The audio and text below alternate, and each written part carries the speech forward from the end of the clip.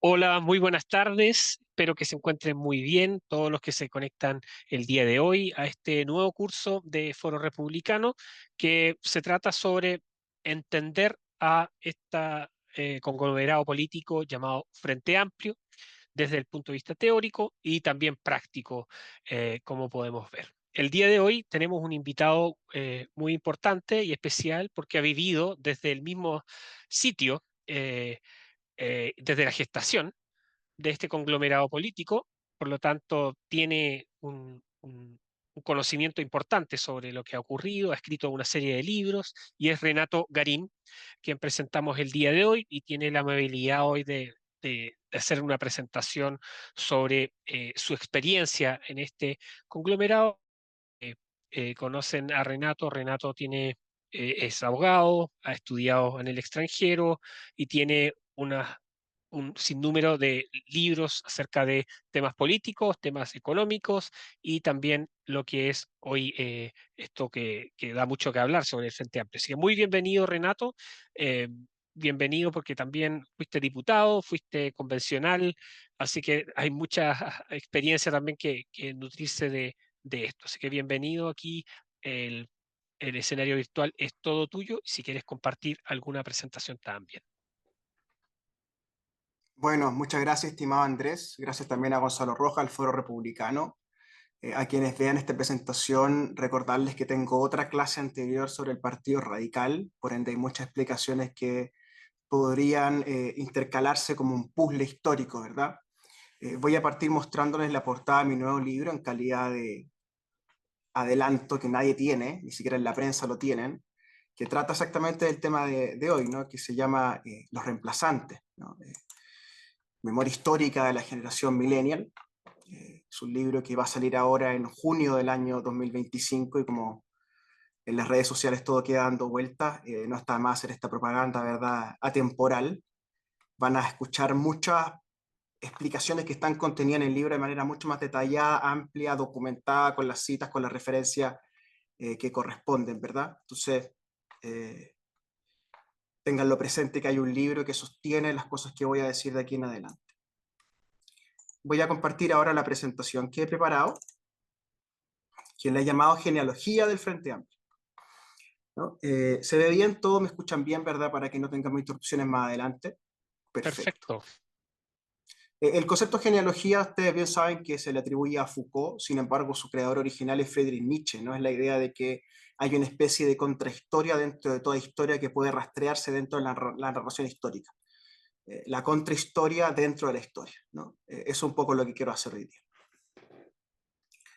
Esta foto que ustedes ven ahí, yo siempre tengo la costumbre de ser centrito de mesa, ¿cierto? Entonces, ahora no puedo deshacerme de lo que hice, que haber estado justo ahí en el medio, al lado del presidente de la República, ¿cierto? Al lado de los diputados más característicos del Frente Amplio, dentro de la coalición, en esos 20 diputados que asumimos con mucha alegría, en mi caso, con mucha ilusión, el 11 de marzo del 2018, ¿verdad? Era el segundo gobierno de Sebastián Piñera que se iniciaba y nosotros éramos esta bancada joven de la oposición de la izquierda.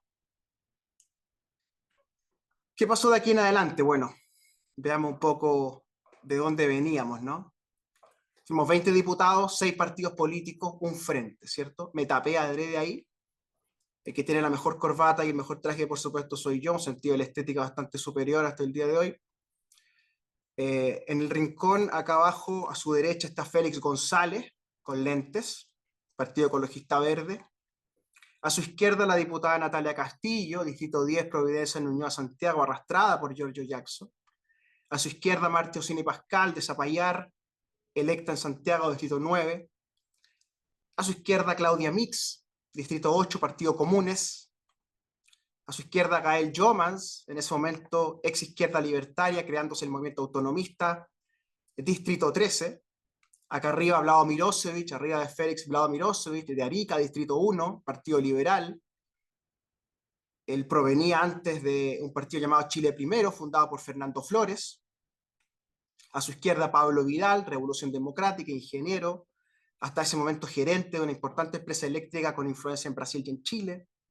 A su izquierda, Catalina Pérez, hoy día tristemente célebre, en ese momento feliz abogada antofagastina, hija de exiliados en Estocolmo. A su izquierda, Diego Ibáñez, diputado por Quilpué y Limache, eh, estudiante de Derecho en ese momento en Valparaíso. Acá abajo yo, ¿verdad? En el medio, junto a Flor Motuda, Raúl Alarcón, dos veces ganador de este premio europeo de la música, ¿verdad? Que lo hizo tan famoso en su momento en los años 80 y que de ahí en adelante se transformó en este personaje, ¿no? Que se disfrazaba para ir al Congreso. Pobrecito Mortal y Gente son sus dos obras, ¿verdad? Que le dieron premios muy importantes en el mundo y una parte de la música chilena lo considera un gran músico, ¿verdad? Un genio prácticamente. Hasta ahí, hasta ese momento. A su izquierda, Pamela Giles, periodista de farándula en ese momento, ex reportera de Informe Especial en los 90, ex militante de las Juventudes Comunistas, en este momento militante del Partido Humanista de Chile, en ese momento, 11 de marzo del 2018. A su izquierda, Alejandro Bernales, electo en Puerto Montt, Partido Liberal. Él es un producto básicamente de Vlado Milosevic. Él venía de ser seremi de Sebastián Piñera en su primer gobierno. Ahí al medio, entre Pamela y Tomás Hirsch, está Camila Roja, expresidenta de la FECH. Tomás Hirsch, ustedes saben, candidato presidencial en los 90, Partido Humanista, ¿verdad? Siloísta, seguidor, ¿verdad? De ese líder místico mendocino que hacía esas grandes cumbres intelectuales en pelota, ¿verdad? En la cordillera de los Andes para adorar a la madre naturaleza. Arribita ahí, ¿cierto? Gonzalo Winter, que usted ya lo conoce, Miguel Crispi, ¿cierto? Diputado Jorge Brito, ahí arriba, un gran operador político en la quinta región, Jorge Brito, que se iba a consolidar más tarde como el más electorero, ¿verdad? De todo este grupo. Y la figura faltante, ¿cierto? Gabriel Boric, que sería el candidato presidencial, yo hice el presidente de la República mientras digo esta clase. Bien, una vez hecho ese reportaje, entonces vemos que este grupo, este esquema, son fuerzas subalternas agrupadas con fines electorales, porque hubo una reforma electoral en el año 2016, esa reforma electoral del 2016 premia a las coaliciones y se dan distritos específicos donde el Frente Amplio podía penetrar. Distrito 1, Vlado Mirosevic, el 3, Catalina Pérez. De ahí saltamos, no hay ningún diputado en el norte chico, saltamos directamente a Quilpué, Diego Ibáñez, y ya más adelante, cierto, lo que le he dicho, Jorge Brito, ¿verdad? En Viña y toda la camada de Revolución Democrática en la zona central de la región metropolitana, donde metimos prácticamente un diputado por distrito. Yo en este caso estoy ahí abajo, ¿cierto? Siempre con mi narcisismo intelectual rodeado ahí de libros en las fotos, ¿verdad? Distrito 14. Bien, ¿qué hay detrás de este movimiento que nace electoralmente en el 2017-18? Básicamente una lectura de los maestros de la sospecha, en su mejor versión. No estoy diciendo que todos los dirigentes hayan leído a estos autores, ni que los conozcan. Si los conocen, han leído los resúmenes del Rincón del Vago, como toda esta generación lo ha hecho, ¿verdad? Son wikipédicos, son de resúmenes, son de bullet points, ¿cierto? Pero en su mejor versión, las lecturas que a ellos los inspiran tienen detrás a tres autores que son llamados los maestros de la sospecha de la modernidad. Es decir, mientras ocurre la revolución industrial, mientras se expande la humanidad en su número, ¿verdad? Miles, millones de personas empiezan a ocupar el planeta y una manera de producir, ¿verdad? Con dos revoluciones industriales seguidas, una tras de otra, surgen grandes masas proletarias en Europa, grandes masas periféricas en las ciudades, ¿cierto? Se empieza a masificar el consumo, ¿verdad? Con esto vienen problemas psicológicos en las personas, vienen problemas morales en la sociedad, ¿cierto? Y hay tres autores que sirven, ¿verdad?, de cumbres de la sospecha contra la modernidad, de que aquí hay algo oscuro operando detrás de la máquina del Estado moderno. El primero es Karl Marx, 1848, el Manifiesto Comunista aparece en Londres. El 48 es un año muy importante en Europa, hay cosas muy importantes pasando en Europa. El Manifiesto Comunista es consecuencia de la proletarización de la industria, especialmente en Alemania y en Gran Bretaña. En dos líneas lo que dice Marx es que detrás de este Estado moderno lo que hay es una dominación de una clase sobre la otra, la burguesía, que sería esta, ¿verdad?, entelequia dominante, que a través del Estado somete al proletariado para extraerle su valor agregado, ¿cierto? Y con eso acumular, ¿verdad?, el capital. Y el capital entonces sería este ente impersonal, ¿verdad?, que rige la sociedad moderna. Eso en dos líneas. Luego viene Nietzsche, ¿cierto? Este filósofo alemán que enloquece en Turín en una visita, ¿verdad?, a Italia. No enloquece por un partido de la Juventus, sino porque ve un azote de caballos muy brutal en las calles de Turín, y regresa a Alemania a escribir tratados bastante conmocionantes para la época y hasta el día de hoy, ¿no? Que son muy influyentes en una manera de ver el mundo, ¿no? Que en dos líneas dice que detrás del Estado moderno lo que hay es también una especie de máquina de dominación muy antigua que se remite hasta muy atrás, ¿verdad? Que es, ¿verdad?, la moral de los esclavos, ¿cierto? Esta moral esclavista que arrastran los judíos, ¿verdad?, de hace 5.000 años, que depositan en el cristianismo, ¿verdad?, y cuyo epítome, ¿verdad?, serían los católicos, ¿verdad?, culposos, ¿cierto?, que han construido una sociedad a su imagen y semejanza donde la culpa, y no el capital, rigen la interacción humana. Entramos al siglo XX, se masifica, como les digo, la sociedad moderna, entra una gran masa a ser burgueses, y con ello viene el tema de la psicología, el malestar social, ¿verdad? Estos seres humanos que no pueden estar consigo mismos fuera del espacio laboral, incluso dentro de él, al punto que tiene que surgir una ciencia para tratar estos problemas, la psicología. Y dentro de la psicología aparece este autor, ¿verdad? Sigmund Freud, este doctor de Viena, que en dos líneas dice que detrás de la sociedad moderna lo que hay es neurosis, una neurosis basada en la represión, ¿verdad? Que en su tratado Tótem y Tabú muestra que no es el capital, no es la culpa, sino que es una especie de fuerza subconsciente en cada ser humano que le remite a dos pasiones brutales, el eros y el tánatos. ¿No? Andamos en el eros o andamos en el tánatos, andamos en la paz amorosa o andamos en la guerra belicosa. ¿Cierto? Entonces, detrás del Estado moderno, lo que estamos haciendo es esconder, ¿verdad?, esta neurosis colectiva, ¿verdad?, esta sociedad falocéntrica de personas neuróticas. ¿Mm? Bueno, la izquierda actual, la izquierda posmoderna, toma un poquito de los tres, ¿no? Es decir, toma un poquito de Nietzsche, un poquito de Marx, un poquito de Freud. Hay supuestos, por ende, invisibles a este grupo humano que éramos esos 20 diputados el 11 de marzo del 2018. Primero, hay una crisis del esencialismo de clase. Ya no se puede hablar, compañero, en el sindicato de los explotados, ¿cierto? Porque ahora estamos en una sociedad donde se habla de los colaboradores de Uber, los colaboradores de Airbnb, ¿cierto? Una sociedad distinta de pymes, ¿verdad? De prosumers, ¿verdad? De trabajo telemático. Ya no está entonces esa entelequia que era el sindicato, el discurso de clase, ¿verdad? Por ende, el proletariado pierde ese sentido de identidad y hay que construir un pueblo, hay que articular un pueblo discursivo. Segundo supuesto invisible, la política como lucha por la hegemonía. Toda formación política es un intento de fijar sentido en un campo simbólicamente inestable, cambiar un poco las reglas del juego, refundar, le iba a decir la izquierda más adelante a esto, ¿no? Tercer supuesto invisible, lo social no está cerrado, lo social está atravesado por antagonismos, ¿sí?, y demanda insatisfecha, no solo clases sociales, también cuestiones de género, compañeros, no solo las mujeres, también los discursos LGTBIQ+, ¿verdad?, que se enfrentan, ¿verdad?, socialmente a un antagonismo dominante, ¿sí? También, por supuesto, los discursos que van entrando a través del discurso feminista. El discurso feminista es un vector de otros discursos, ¿verdad? Por ende, hay tres supuestos invisibles, que esos diputados del 2018 no lo decíamos, pero funcionamos intelectualmente como si esto fuera cierto. Estas ideas están resumidas en un libro extraordinario, que por supuesto nadie en el Frente Amplio y probablemente muy pocas personas en la élite chilena conocen, que se llama The Lacanian Left, la izquierda lacaniana, que es de un profesor griego que hace clases en Inglaterra, que se llama Yanis Stavrakis, que dice, estos cabros, más que freudianos, nietzscheanos, marxistas, son lacanianos. Lacan, ¿cierto? El tercer gran pilar del psicoanálisis, Freud, Jung, Lacan, ¿cierto? Eso lo aprendimos en la conviera intelectual de Kevin Johansen, ¿cierto? Que eran tres, ¿cierto? Freud, Jung, Lacan. Lacan es el último, ¿cierto? Con un enfoque más lingüístico. No es un hombre de izquierda, Lacan es un hombre más bien conservador, pero que se mete desde el psicoanálisis a la teoría política. Y es recibido allí por esta izquierda, ¿verdad?, huérfana de discurso y huérfana de sujeto. ¿Cuál es el aporte concreto en dos líneas?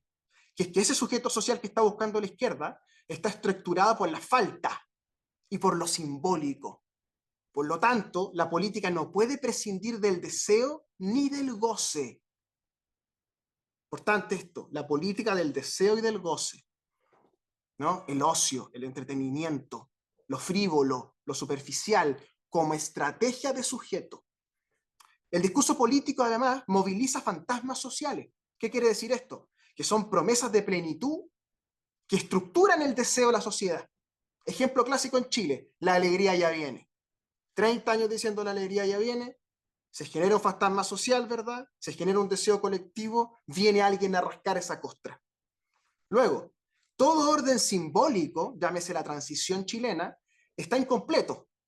Entonces el Frente Amplio aparece como una fantasmática de refundación, una promesa de restaurar el vínculo roto entre representante y representado. Esta es la idea central. El líder carismático, entonces, Beatriz Sánchez en 2017, más profundamente Gabriel Boric en 2021, opera como lo que Lacan llama un significante vacío, que permite canalizar a través de esta persona, de este liderazgo un tanto borroso, múltiples demandas de la sociedad que no son solamente del proletariado, no son solamente las mujeres feministas, son muchas demandas sumadas en un gran colectivo humano.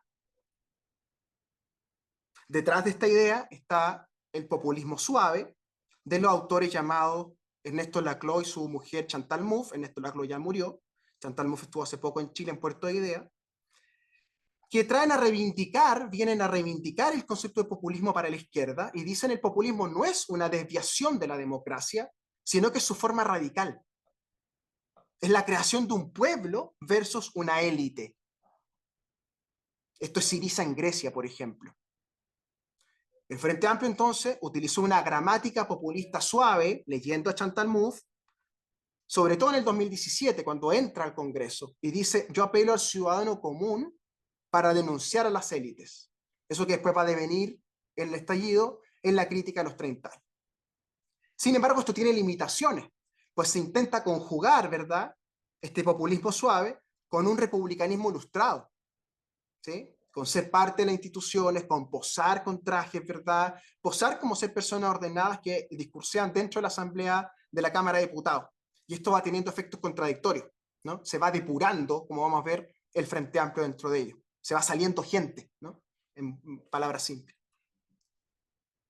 Otro autor importante es Gramsci, ¿no?, italiano, Cuadernos de la cárcel, ¿cierto?, un preso a principios de siglo que escribe una teoría social, ¿verdad?, muy interesante, inspirada en Marx, que es muy leída por esta generación porque es simple, es fácil, es un marxismo liviano, por así decirlo, que distingue entre intelectuales tradicionales, que son los académicos, los tecnócratas, e intelectuales orgánicos, aquellos que emergen de una clase o grupo social para que se articule esa visión del mundo a través de un partido político o de un grupo de partidos políticos. Entonces el Frente Amplio, consciente o inconscientemente, queriéndolo o no, dedica mucho tiempo a reclutar artistas, periodistas, músicos, influencers, sociólogos, ¿cierto?, que operan como productores simbólicos, diría Gramsci, de un nuevo relato generacional, ¿no? Entonces, desde la tercera, muy influyente en el Frente Amplio, y el Frente Amplio muy influyente en la tercera, hasta Tolerancia Cero, ¿cierto?, como un espacio en disputa, desde la franja del 2017 de Beatriz Sánchez hasta los podcasts de la izquierda, el Frente Amplio va dando una pelea en el discurso público, ¿sí?, inspirada en esta idea de la batalla cultural de Gramsci. Entonces las redes sociales aparecen en esta generación como un aparato hegemónico, porque en clave gramsciana, las redes sociales permiten no ser solo plataformas, sino que son terrenos de disputa cultural para esta gente, ¿no? El Frente Amplio entonces usa Twitter, YouTube, Instagram para crear comunidad, generar identidades colectivas y atacar a la élite cultural tradicional, la generación de los 90, ¿cierto?, los operadores políticos, los opinólogos del duopolio, ¿cierto? Son diversas palabras que se van creando en esa generación. Entonces, no solo compartían ideas, este grupo humano que ustedes vieron ahí, compartíamos códigos culturales, ciertas estéticas y formas de hablar, formas de comunicarse, formas de estar. ¿Cuáles son los conceptos clave hasta aquí? Hegemonía cultural, intelectual orgánico, bloque histórico, batalla por el lenguaje y aparatos ideológicos. ¿Cuál es la hegemonía cultural? La disputa del sentido común después del 2011. ¿Cuál es el intelectual orgánico? Lo que hemos dicho, artistas, gente de los medios, académicos que saltan a la política, ¿verdad?, etcétera.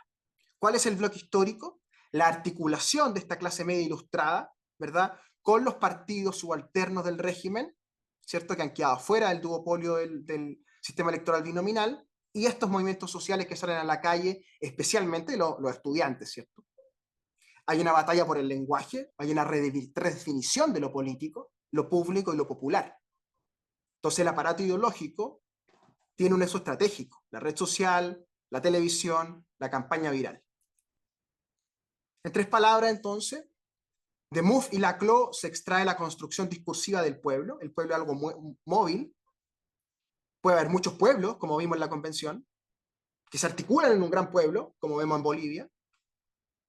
De Stavrakakis podemos ver la subjetivización y la fantasmática política, esta idea de que hay un deseo sin cumplir en la sociedad. Mayol va a llamarlo el malestar, ¿cierto? Que algo que se nos escapa, que no podemos definir, ¿verdad? De Gramsci, entonces, la hegemonía cultural y la batalla comunicacional. Estas son las tres ideas centrales que quisiera que pudiéramos asentar, ¿verdad? Hay una construcción discursiva del pueblo, hay una subjetivación y una fantasmática política, y hay una hegemonía cultural y una batalla comunicacional. Todo esto ocurriendo al mismo tiempo a través de las mismas personas. El ejemplo característico de esto es Podemos, entre el 2011 y el 2015, ¿verdad? Hay una crisis social en España producto de los recortes de la crisis subprime y su azote en Europa en el 2011. La gente sale a la calle el 15 de marzo del 2011, se forma Podemos, que va a una elección, ¿verdad? A las elecciones europeas primero. Surge este personaje, Pablo Iglesias, que está ahí abrazado con Chantal Mouffe, con su edecán en ese momento, su Sancho Panza, que era Íñigo Errejón, ¿cierto? El que tiene cara de tonto, con Chantal Mouffe, ¿cierto? Que sacan un libro luego que se llama Construir Pueblo, ¿no? O sea, está muy claro esto en Podemos. Ellos llevan la teoría de Chantal Mouffe, llevan el ejemplo latinoamericano de Evo Morales con García Linera, ¿cierto? Y arman este discurso en España. García Linera, ¿cierto? Con Evo Morales son un ejemplo característico de este modelo de trabajo. Íñigo Errejón desarrolla su tesis doctoral específicamente sobre el evismo, sobre el movimiento que lleva al MAS al poder. Fíjense ustedes que Pablo Iglesias está educado en Italia, Juan Carlos Monedero está educado en Alemania, se dedican a esos países a estudiar, y en cambio Errejón se viene de allá para acá a estudiar Bolivia, a estudiar el populismo latinoamericano, para que vean ustedes un poco el puente intelectual que hay. ¿Y cuáles son las claves de este movimiento que arma este intelectual llamado García Linera, muy admirado por la izquierda chilena, especialmente por el indigenismo? Él dice hay un sujeto preferente en esta estrategia gramsciana en Bolivia, que es el indígena. El indígena víctima de la élite, ¿verdad?, blanca de Santa Cruz de la Sierra, ¿cierto? Hay un líder carismático, que es este indígena Evo Morales, y hay un movimiento en torno a él, que es el MAS, el movimiento al socialismo. En Chile hay una genealogía histórica del mismo modo. Hay un sujeto preferente, que es el estudiante víctima del sistema, víctima de un sistema con mala educación, que lo endeuda, ¿cierto? Etcétera, etcétera, etcétera. Sabemos, creo yo, de memoria la queja estudiantil sobre el sistema educacional chileno durante 20, 30 años. Hay un hito, que es el mochilazo del 2001, convenientemente olvidado, ¿verdad? Que marca el quiebre entre el Parlamento juvenil y la ACES. Aquí ya entramos en tierra derecha de lo que es la historia del Frente Amplio. El Parlamento juvenil, por lo que veo en las caras, no muchos de ustedes lo recuerdan, es una idea de Guterres Martínez cuando él toma la presidencia de la Cámara de Diputados, y él dice, necesito fuerzas jóvenes para alimentar la candidatura presidencial de Soledad Alvear, ¿no? Estábamos en ese Chile. Gobierna Ricardo Lagos, ¿cierto? Soledad Alvear tiene la idea de ser presidenta de Chile, el Mapu, Tirón y Correa están con Soledad Alvear, ¿verdad? Guterres Martínez gana la presidencia de la Cámara de Diputados, todo parece encaminado, ¿verdad?, para Soledad Alvear. Y entonces el Gute dice, fuerza joven, ¿no? Porque ya estaba el tema del voto joven. Y forma un llamado Parlamento Juvenil, que es que replica la estructura de la Cámara de Diputados con 120 representantes, y trae a un muchacho joven de cada distrito, cuoteado, por supuesto, por partidos políticos. Y el que gana la presidencia de ese Parlamento Juvenil era un muchacho que estaba en tercero medio, que venía de un colegio en Coquimbo, del Partido Socialista, ya militaba, ya para que ustedes lo precoces que eran, que se llama Daniel Manucheri. Daniel Manucheri es el primer presidente del Parlamento Juvenil, hermano en ese momento de un famoso futbolista en la cuarta región, Ali Manucheri, ¿cierto? Que fue arquero en Coquimbo Unido, si no me equivoco, en Deportes La Serena, o en ambos, si no me equivoco. El Parlamento Juvenil entonces enfrenta una crisis interna muy interesante, muy interesante. No tengo tiempo para desarrollarla con más detalle, en el libro que les mostré está, me tomé el tiempo de estudiarla en profundidad, que es el quiebre que origina lo que estamos viviendo hoy día, que es que este modelito del Parlamento Juvenil se quiebra por izquierda y nace la Asamblea Coordinadora de Estudiantes Secundarios, que contra el Parlamento Juvenil que se juntaba en Valparaíso, en la Cámara de Diputados, estos se empiezan a juntar en los colegios en Toma, en el centro de Santiago, año 2001, abril de año 2001. Y surgen las asambleas de estudiantes secundarios de Santiago, surge su coordinadora, esta asamblea general, y tiene su primera vocera, llamada Úrsula Schuller. Y entonces en la prensa de la época enfrentamos a Daniel Manucheri con Úrsula Schuller. Ahí nace el quiebre de la política estudiantil chilena, que va a explicar muchas cosas hacia adelante. Entonces, de ahí en adelante, desde ese momento del mochilazo, para quienes no recuerden qué fue el mochilazo fue eh, una, una puesta en escena de miles de estudiantes que llevaron a cabo una marcha general, ¿verdad?, en Santiago, abril del 2001, si quieren buscarla por ahí. Desde ese momento en adelante, uno podría rastrear que nace la marcha estudiantil de esta época, ¿cierto? No son las primeras marchas, no va a ser la única, pero hay un modelo de trabajo de esta marcha estudiantil de los 2000 en adelante. Abril del 2001 nace la ACES, viene el mochilazo y nace este modelo de trabajo, ¿no? Asamblea, vocero de la asamblea, convocatoria a marcha estudiantil en la calle. Y la marcha estudiantil, ¿cierto?, termina con encapuchado enfrentándose a carabineros de manera cada vez más intensa, ¿cierto? Estos liderazgos horizontales son mediáticos y son novedosos. Úrsula Schuller, como les digo, en la primera año 2001, ella va a entrar a estudiar después el Campus Gómez Milla y va a ser una de los fundadores de estudiantes autónomos en el Campus Gómez Milla. Hasta ahí, ¿cierto? Quisiera que hiciéramos una pausa de 15 segundos y ustedes puedan evaluar toda la información que le he puesto en la cabeza, ¿cierto? Para que podamos ir a parte del 2006.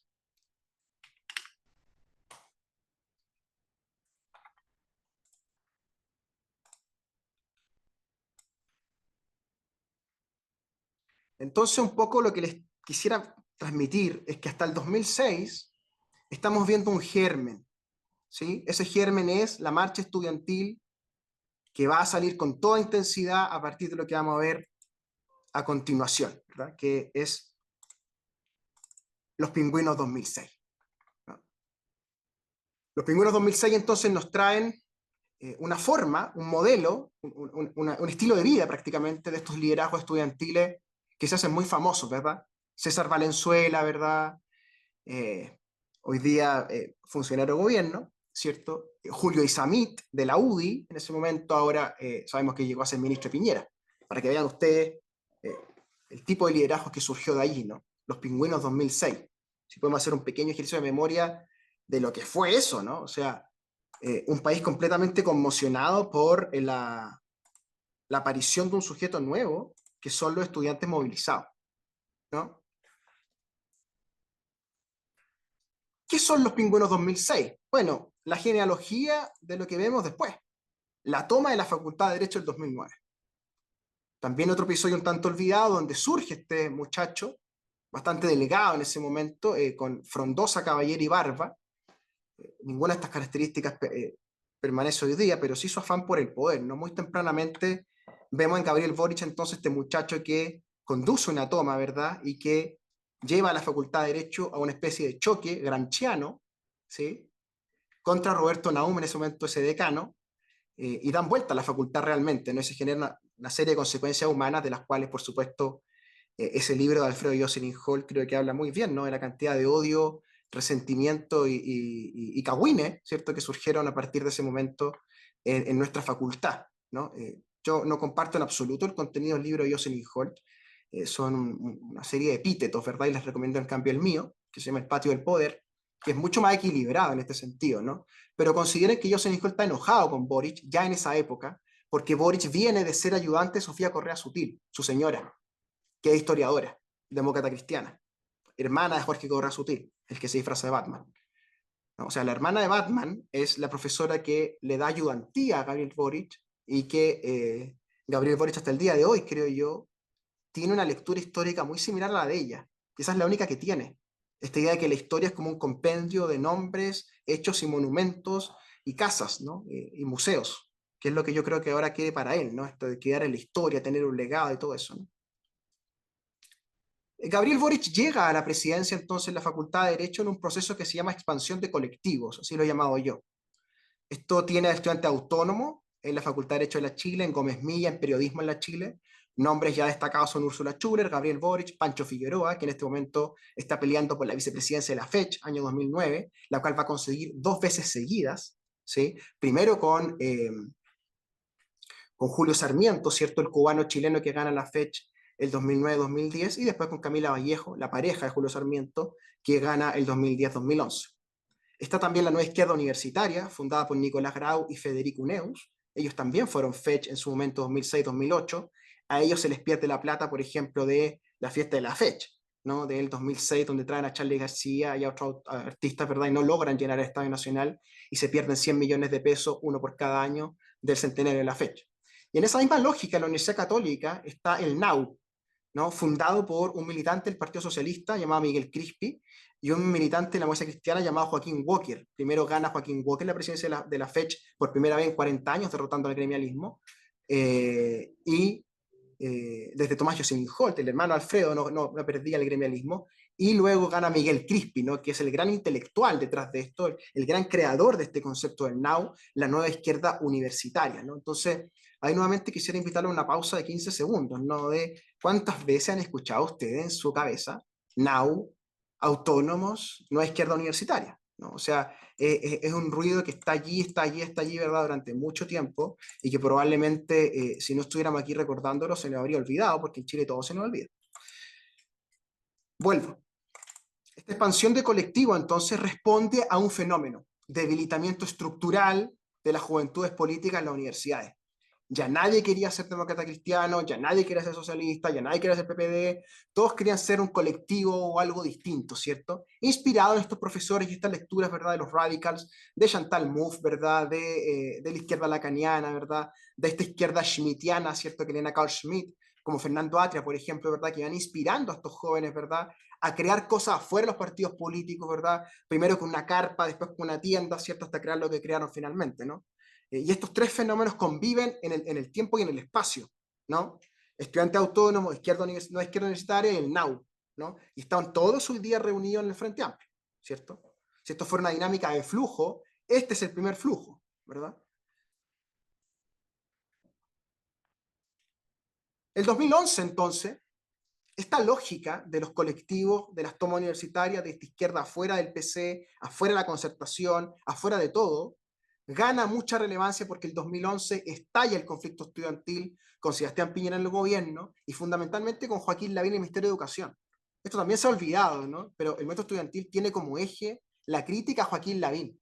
Joaquín Lavín es el gran catalizador del 2010-2011, ¿no? Esta marcha estudiantil interminable. Mucha gente piensa que Sebastián Piñera le dio ese cargo adrede a Joaquín Lavín para terminar allí sus aspiraciones presidenciales.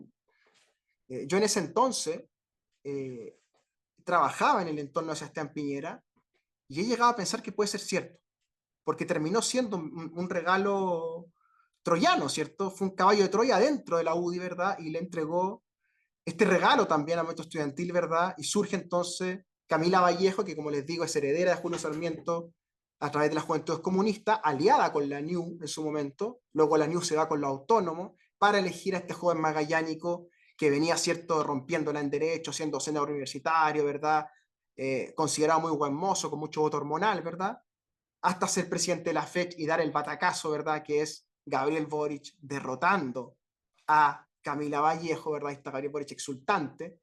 Y este es el día, ¿verdad? El 8 de diciembre del 2011, en que muchos supimos que Gabriel Boric, más temprano o más tarde, sería presidente de Chile, ¿no? En 2013, luego de todo el movimiento estudiantil, ¿verdad? Un desgaste enorme de Sebastián Piñera en las calles, contra el binominal se elige este grupo, ¿no? Boric tiene el mérito de que él compite contra el binominal en Punta Arena.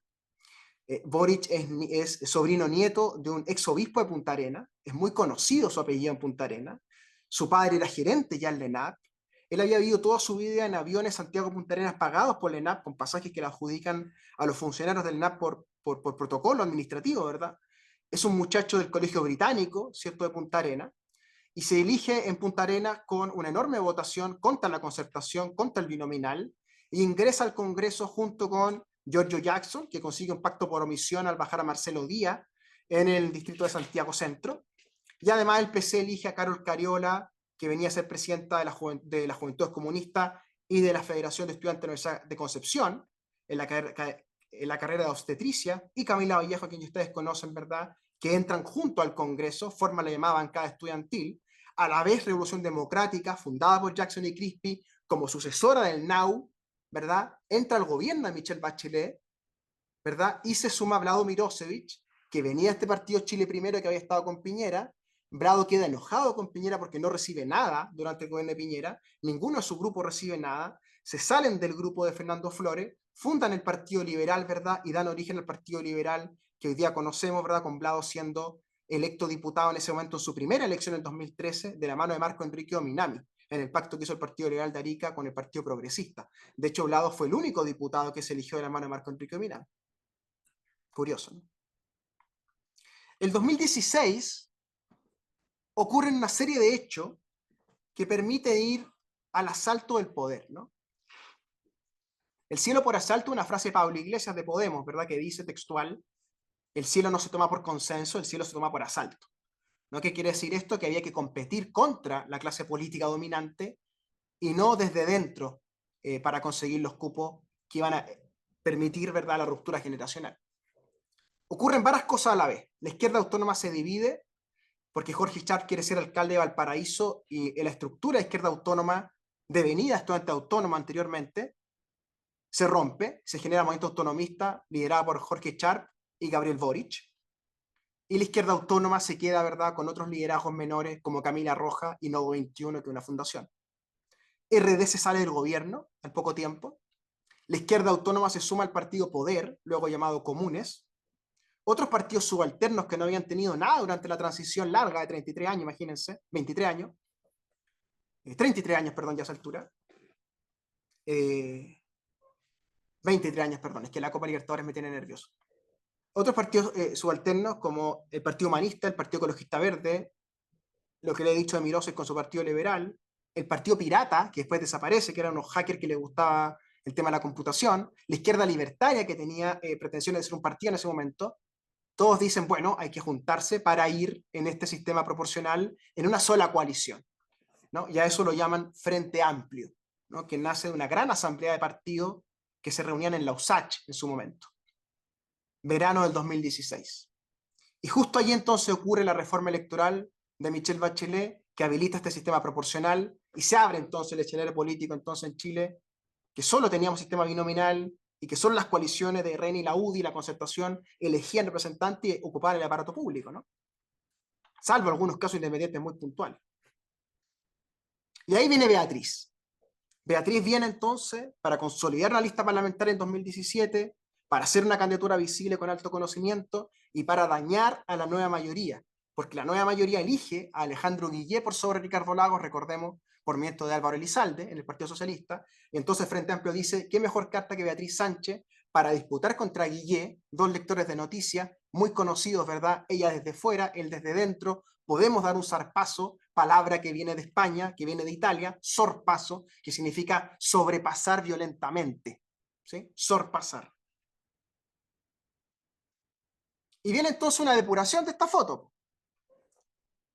Revolución Democrática se quiebra, ¿verdad? Salimos un grupo de diputados, primero sale Garín, ¿verdad?, que dice no aguanto más estos hueones, en 2 líneas, ¿cierto? ¿Qué hay detrás de la salida de Garín de RD? No aguantaba los hueones, punto. Se salen luego Pablo Vidal, Natalia Castillo y otros, cada cual con su grupito arrastrando gente, ¿verdad? El movimiento autonomista de Boric y Char se junta con la izquierda libertaria de Gael Jomans y forman Convergencia Social.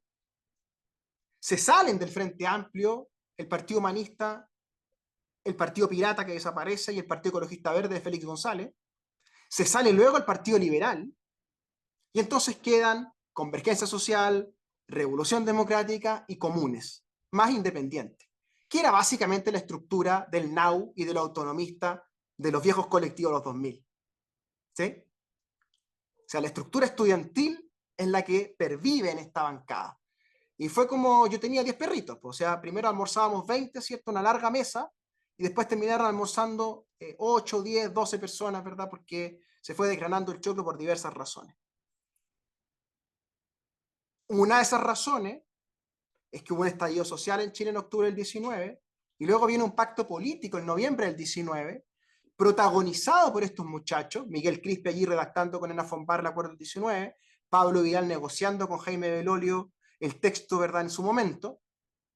Todo esto de cara a la prensa, ¿cierto?, con un país estallado, con rumores, ¿verdad?, de las peores especies, con Sebastián Piñera acorralado, con Gonzalo Blumel entregado a Gabriel Boric. Gonzalo Blumel pasaba largas horas reunido con Gabriel Boric en esta época en el Congreso, a puerta cerrada, luego de que se decían de todo, pasaron a ser íntimos amigos, ¿no? Muy curioso, para dar origen, ¿cierto?, a este pacto de noviembre del 19, ¿sí?, que es protagonizado por estos muchachos. Revolución Democrática, Miguel Crispi, Pablo Vidal, Giorgio Jackson, con la UDI, con Coloma y otros. Boric acuerda con Juan Antonio Coloma el quórum en el baño de hombres del Congreso de Santiago. Crispi acuerda con Ena von Baer el texto de la declaración ahí en una oficina del Congreso, y Pablo Vidal afina detalles comunicacionales con Jaime Belolio, como ustedes saben, ex discípulo de José Antonio Caz, que heredó el cupo de diputado de José Antonio Caz en Paine, Buin y San Bernardo. Yo competí contra Jaime Belolio, y después, por supuesto, se desentendió José Antonio Caz para irse con Sebastián Piñera, ¿no? De hecho, Jaime Belolio en esa época amenazaba cada 3 semanas con que iba a renunciar a la UDI. ¿Ustedes se acuerdan de esa época, no? Que Jaime Belolio renuncia a la UDI. Nunca renunció y era alcalde de Providencia. Antes era diputado por Buin, vivía en Buin. Es una persona que cambia, ¿no?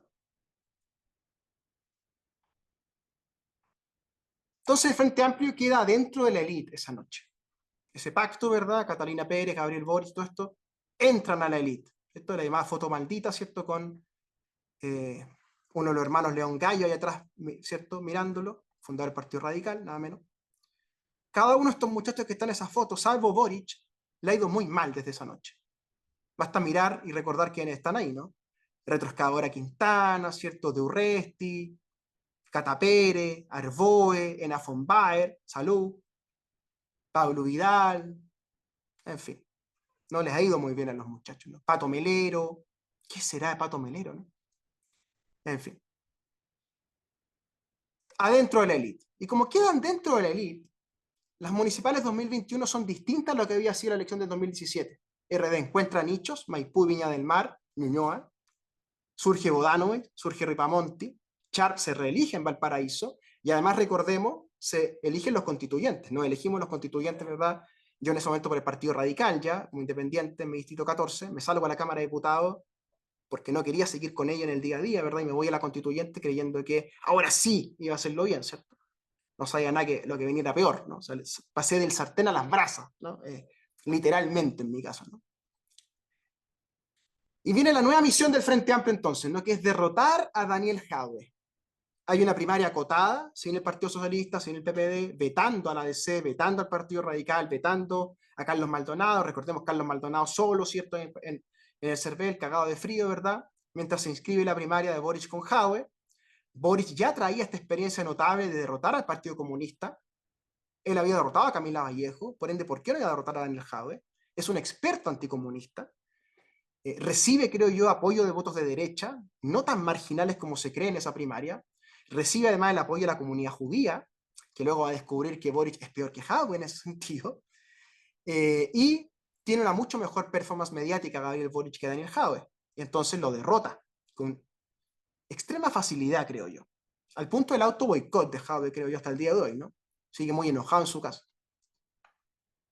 Y entonces vienen los 3 verbos rectores: ganar, repartir, ordenar. El Frente Amplio reparte, gana, reparte, y ordenar, ¿cierto?, le cuesta un poco más. Vinimos para quedarnos, decía Francisco Figueroa en su libro, ¿no? Así se llama. ¿De qué se trata el venir para quedarse? Es decir, cómo asentarse en la política chilena. Someter a la antigua concertación, promover liderazgos carismáticos. Nos olvidamos de Isquiasiche, ¿no? Giorgio Jackson ya pasó mejor día en Barcelona, ¿cierto? El propio Boric, Beatriz Sánchez. Unificar al Frente Amplio en un solo partido. O sea, que dejen de ser 5 siglas, que dejen de ser 5 presidentes de partido, que sea una sola persona, ¿no? Y hay un heredero, ¿no? El heredero ha sido electo Gonzalo Winter, ¿verdad? a quien yo conozco muy bien, extremadamente bien, creo yo, por eso es que él no me contesta nada públicamente respecto a las cosas que yo digo sobre él. ¿Quién es Gonzalo Winter? Para hacer un zoom sobre él y terminar aquí, ¿verdad? Para acoger sus preguntas y luego ver qué nos trae la Copa Libertadores. Un muchacho de la familia demócrata cristiana, del Colegio Verbo Divino, ¿sí? Dos datos muy fundamentales, de la élite chilena, ¿cierto? Que se cría en los trapenses, que es nieto de Alfredo Echeverry, un demócrata cristiano de la Patria Joven, que es hijo de María Elena Echeverry, una lobista, ¿verdad? De gran alcance empresarial. Entra a la Facultad de Derechos del Verbo Divino, funda allí un colectivo llamado Arrebol, que hace alianza con los autonomistas hasta pasar a ser izquierda autónoma todos juntos. Se suma luego como asesor de Boric hasta el 2017. Boric le consigue el cupo clave que ser arrastrado prácticamente gratis, con 4.000 votos, sin invertir plata, en Santiago Centro, sin hacer nada, ¿verdad? Por Giorgio Jackson, el 2017. Entra al Congreso, ¿verdad? Conmigo el 2017. Nos reencontramos después de una larga historia en la Facultad de Derecho, donde yo le hacía los trabajos a la universidad para que no lo echaran. Se reelige el 2021 con más de 100.000 votos. Él también arrastra entonces a los suyos, Emile Schneider, entre otras, ¿no? Que fue presidenta de la FECH, líder del discurso LGTBIQ trans en el mundo del Frente Amplio, y se transforma luego en la unificación del partido en la primera mayoría del Comité Central del Frente Amplio, con candidaturas internas de él, como Fernando Atria y otros, ¿verdad?, que representan la línea interna de Boric. Ese es el heredero de Boric, porque viene del tronco, nuevamente, que les decía, de los colectivos, ¿verdad? Del momento entonces en que ellos rompen con los tradicionales y forman sus propios garitos, ¿verdad? Que si bien dependen un poco del antiguo régimen, ellos quieren fundar lo propio y en eso están, en eso siguen, ¿no? Cuando uno escucha a Gonzalo en la televisión, él sigue un poco soñando lo mismo, ¿no? El mismo discurso con los mismos autores. Entonces, quédense con esta idea, ¿no? Es un partido político que surge como fuerza subalterna, que surge en una lectura muy particular de lo que es la izquierda, inspirada en autores muy específicos, vulgarizados, ¿verdad? Resumidos, con gran alcance mediático, con grandes influencers, que han llegado para quedarse y que han sometido al antiguo régimen y que muy probablemente los veremos nuevamente en el poder. Muchas gracias. Muchas gracias, Renato, por la presentación. Si hay alguna pregunta, dejo abierto el micrófono para hacer una pregunta breve.